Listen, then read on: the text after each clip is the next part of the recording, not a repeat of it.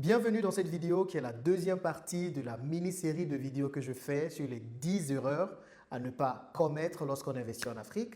Donc, j'ai déjà fait une première vidéo dans laquelle j'ai partagé 3 erreurs.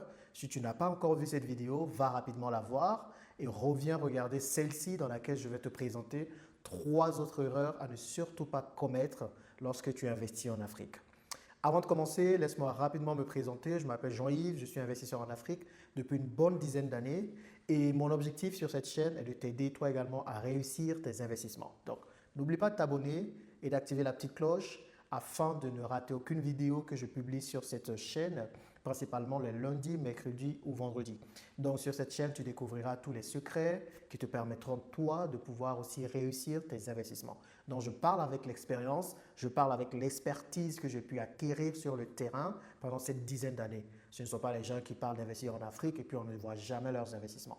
Donc, sur cette chaîne, je vais partager mes investissements, je vais partager les investissements dans lesquels j'ai échoué, ceux plutôt dans lesquels j'ai réussi. Donc, je vais être totalement transparent avec vous et je vais tout partager. Dans cette mini-série de vidéos qui comporte 3 vidéos, je me propose de partager avec toi les erreurs que j'ai commises en tant qu'investisseur en Afrique afin que toi également tu puisses les éviter. Il faut absolument éviter ces erreurs lorsque tu investis en Afrique.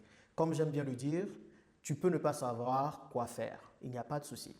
Mais il te faut absolument savoir quoi ne pas faire afin d'avoir du succès dans tes entreprises. Et c'est pour ça que je partage ces erreurs avec toi afin que tu ne les commettes pas.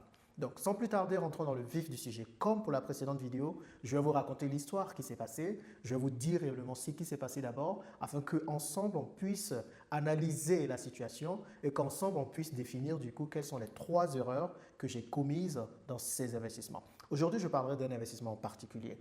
Un investissement qui est affectionné des Africains. Un investissement dans lequel beaucoup ont investi et dans lequel beaucoup également ont eu de mauvaises aventures, des mésaventures et ont perdu beaucoup d'argent. Je pense que vous l'avez peut-être deviné, je parle de l'investissement dans les taxis. Je pense que ça parle à beaucoup de personnes, les taxis. Beaucoup de personnes ont investi dans les taxis et j'ai entendu des histoires par-ci, par-là de personnes qui ont échoué dans les taxis. Moi également, j'ai échoué dans les taxis, je vous assure, et j'ai échoué lamentablement parce que j'ai perdu 25 000 € de ma poche lorsque j'ai investi dans une société de taxi. Et dans cette vidéo, je me propose de vous expliquer comment est-ce que je les ai perdus et surtout, pourquoi est-ce que je les ai perdus. Asseyez-vous confortablement, prenez un jus d'orange, prenez un jus d'eau, prenez une bière, n'importe quoi. Mais je veux que vous soyez confortable parce que tout ce que je vais expliquer maintenant, ça va être peut-être intense et j'espère que vous allez vraiment tirer les leçons avec moi et surtout, vous n'allez pas commettre les mêmes erreurs. Donc, l'histoire se passe en 2012. En 2012, je vis à Paris. J'ai plutôt un salaire confortable puisque après être sorti de l'école, je trouve un boulot en tant qu'ingénieur statisticien où je suis payé à peu près 2500 net d'euros. Je ne parle pas du brut parce que pour moi le brut ne veut rien dire. Moi, je suis payé 2500 € net.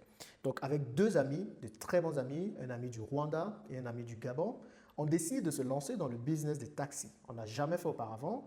Belle idée, on veut se lancer dans le business des taxis au Gabon. Donc super.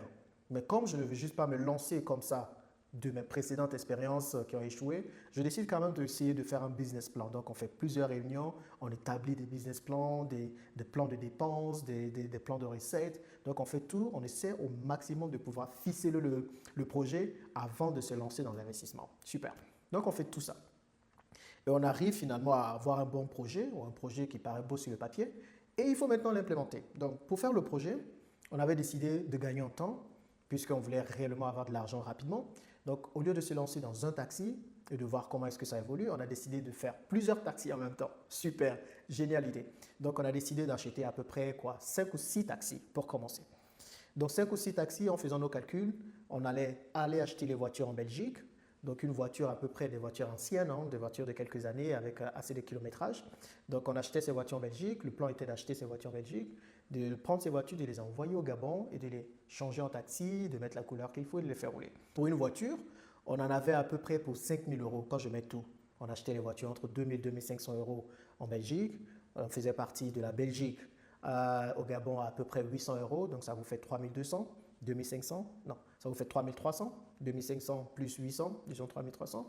Une fois arrivé là-bas, il fallait dédouaner à peu près 750 € ou 1000 €, disons 1000, donc ça faisait 4500 plus après tout ce qu'il fallait faire pour changer la voiture en taxi. Donc disons que par voiture, on se retrouvait à dépenser 5000 € et on a décidé de lancer 5 voitures en même temps. 5 voitures, cela nous fait 25 000 €. Donc moi, j'avais plutôt une bonne situation. Donc j'avais un bon boulot, je travaillais bien, j'avais aussi ma banque, ça allait un peu, j'avais pas fait trop de folie. Donc je me propose, au lieu qu'on récupère de l'argent, parce qu'on n'avait même pas d'argent de toutes les façons à mettre dans ce projet, donc je me propose d'aller voir ma banque pour prendre un prêt de 20 000 euros pour pouvoir commencer ce projet. Superbe idée. Donc, je prends le prêt de 20 000 euros pour pouvoir commencer le projet. Et je vais voir ma banque me remet l'argent, super, j'ai l'argent, on prend l'argent, on me décaisse les 20 000 euros sur mon compte. Et bam, direction Bruxelles avec mes amis, on s'en va, on voit des voitures, ça se passe bien pour la première voiture.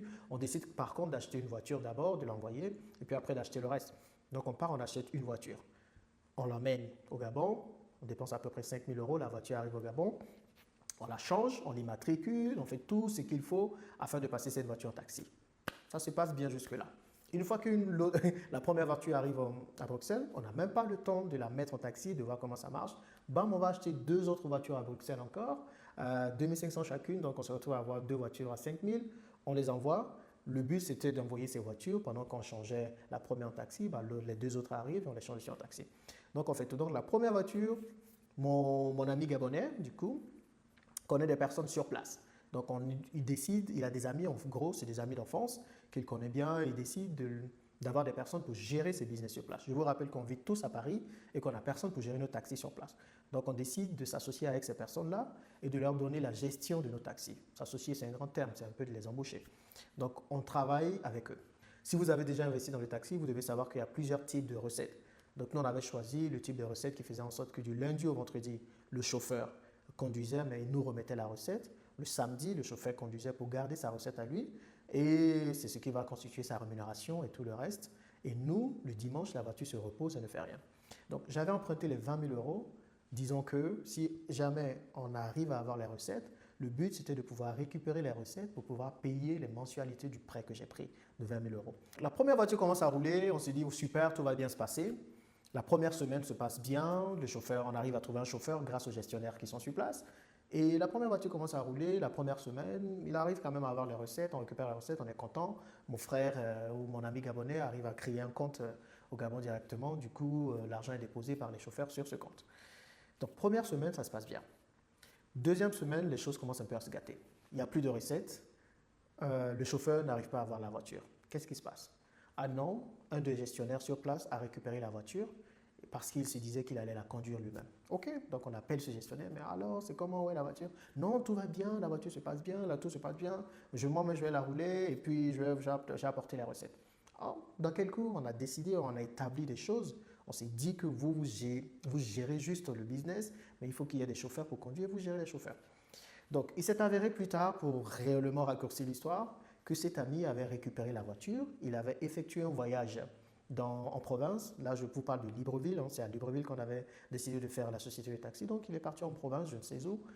Et il s'est avéré que là où il est parti en province, quelqu'un voulait acheter la voiture. Vous imaginez? Donc, quelqu'un voulait acheter la voiture pour en faire un taxi ou pour la changer, je ne sais quoi. Et lui, il a failli vendre la voiture pendant qu'il était dans cette ville. Donc, il nous a fait tourner comme ça pendant 2 semaines. On ne savait pas où était la voiture, il avait disparu. Heureusement que mon ami, il a son père qui travaille dans l'armée, donc il a dépêché, son père plutôt a dépêché des personnes pour aller voir où est-ce que cette personne était et qu'en était-il de la voiture. Et c'est là comme ça qu'on a découvert qu'il était parti pour vendre la voiture en gros. Donc en gros, nous avons pris notre argent pour payer un taxi, pour l'envoyer, pour payer une voiture, pour l'envoyer à Libreville afin que cette voiture devienne un taxi. Et un des gestionnaires que nous avons pris, pensant que c'était un très bon ami, a voulu vendre la voiture. Donc là, c'était la cacophonie, c'était les disputes, c'était la complication. Donc cet ami, on l'a tout simplement effacé. Donc premier taxi, ça ne se passe pas très bien. Entre-temps, les 2 autres taxis sont en route. Les 2 autres taxis arrivent, on se débarrasse de cet ami qui n'est pas fiable, on essaie de trouver d'autres personnes pour gérer le business, et on arrive à trouver. Donc la voiture revient de la province. Elle revient à Libreville, mais la voiture revient complètement saccagée. Et là, quand la voiture revient dans un état, mais pas possible, du coup, il faut sortir l'argent pour pouvoir arranger la voiture. On n'a qu'une semaine de recettes. Donc, on sort l'argent encore, du coup, dans le reste des 20 000 euros qu'on avait plus tôt, dans le reste des 20 000 euros, on sort l'argent, on arrange la voiture. Je vous passe les détails. Hein. Donc, les 2 autres taxis arrivent. Après, il y a 2 autres encore qu'on est allé acheter à Libreville. Donc, on était arrivé quand même à 5 voitures. une qui était complètement bancale, qui ne marchait pas très bien, et 4 autres qui ont pu arriver quand même pas mal, qu'on a changé en taxi et qui roulaient.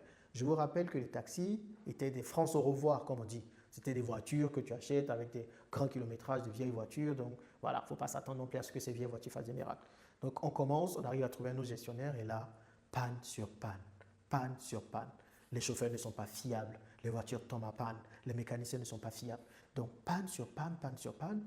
Après à peu près une année, toutes les voitures sont mortes. On n'a pas pu avoir un seul rond de recette de ce business. Et ce que j'ai oublié de vous dire, en plus de 20 000 euros que j'avais emprunté, j'étais parti voir d'autres amis pour pouvoir encore emprunter 5 autres 1000 euros à mettre dans ce projet parce qu'on avait tellement de pannes qu'il fallait, voilà, il fallait pourvoir. Il fallait pouvoir arranger ces pannes finalement. Et les recettes n'étaient pas suffisantes pour arranger les pannes parce que tantôt les chauffeurs venaient nous voir, ils n'ont pas pu faire la recette. Tantôt d'autres venaient nous voir, l'argent était perdu. Tantôt, il y avait trop d'histoires dans cette histoire de taxi. Franchement, si vous voulez vous lancer dans un business de taxi, il faut avoir les reins solides. Parce que de cette expérience, réellement, j'étais dégoûté. Donc, en gros, quelles sont les moralités de cette histoire? Je sais, je l'ai un peu raconté sans dessous parce que cette histoire est rocambolesque, il y a tellement de choses à dire dessus. J'ai essayé d'être le plus concis possible. J'espère que je l'ai été. Donc, quelles sont les leçons? Donc, selon vous, quelles sont les erreurs que j'ai commises dans cet investissement? La première erreur, c'est qu'on voulait aller vite. On voulait aller vite. Et ça, c'est le problème de plusieurs investisseurs et de plusieurs entrepreneurs, surtout en Afrique. On veut investir de l'argent aujourd'hui et on veut que demain, il donne du résultat. Ou on veut investir une grande somme en même temps en nous disant qu'on va faire le plus grand profit. Et ça, c'est catastrophique parce que du coup, vous n'avez même pas l'expérience. Vous voulez investir beaucoup d'argent sans même être sûr que cela va marcher. Ne faites pas ça. C'est la quatrième erreur à éviter. La quatrième erreur à ne pas faire, c'est de vouloir aller vite. Et parfois, je demande à des gens qui veulent investir en Afrique, ok, tu veux investir combien? Ah non, moi je veux aller vite, donc le maximum que je peux investir, j'investis. Non, non, non, ne fais pas ça. Donc évite cette erreur. Parce qu'on voulait aller vite, on s'est dit on commence tout de suite avec 5 taxis ou avec 5 voitures qu'on change en taxi, parce qu'on veut gagner en temps, ça va nous ramener beaucoup d'argent, on a fait tous les calculs, mais on s'est trompé. Parce que ce qui se passe sur le papier souvent n'est pas ce qui se passe en réalité. Donc on s'est gravement trompé. Donc si vous voulez réussir vos investissements en Afrique, il vous faut prendre votre temps. Là, je parle d'un business qui n'a pas marché. Après, j'ai refait un autre business de location de voitures, mais je l'ai refait différemment. J'ai implémenté une méthode qui s'appelle la méthode TOR, T-O-R. Je vais faire une autre vidéo où je vais vraiment bien expliquer cette méthode-là. En gros, cette méthode veut que vous commenciez par tester.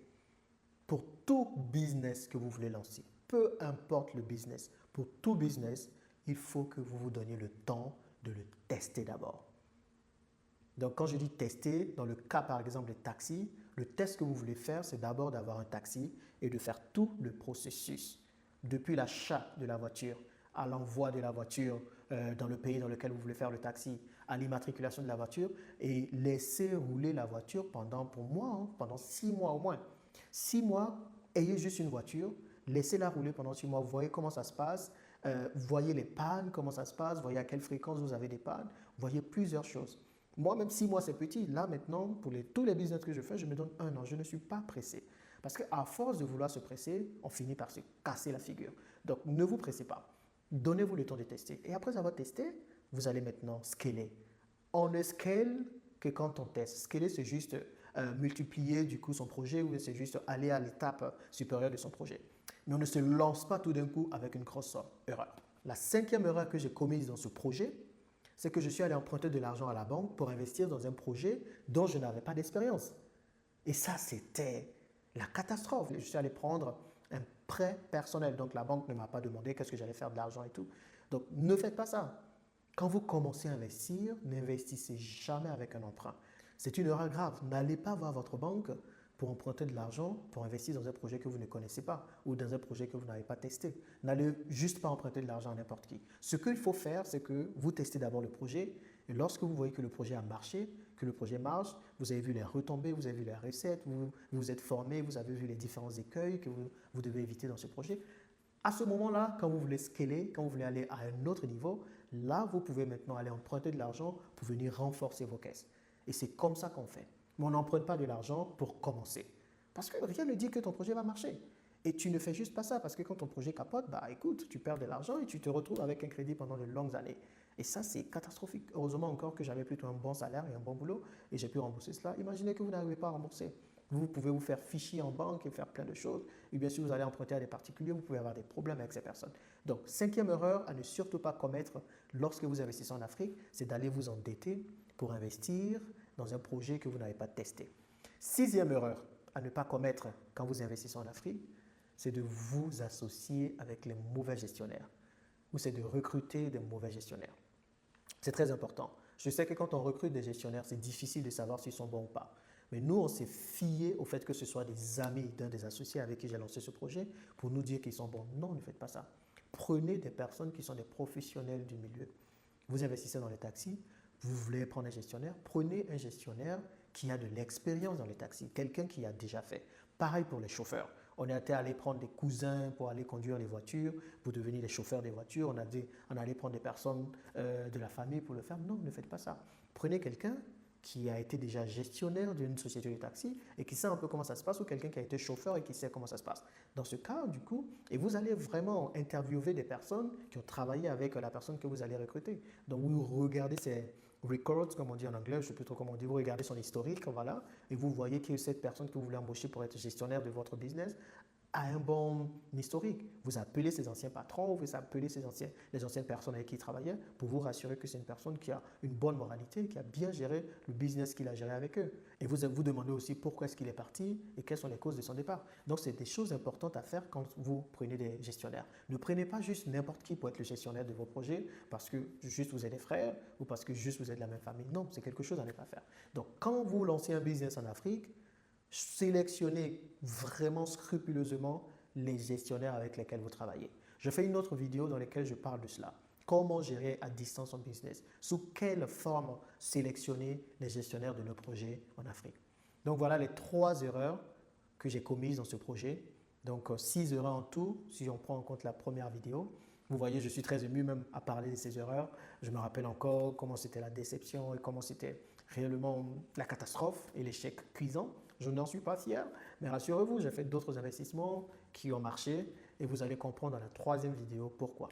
Donc, 2 000 € que j'ai perdu dans mes premiers investissements, plus 25 000 € dans cet investissement de taxi, on se retrouve à 27 000 €.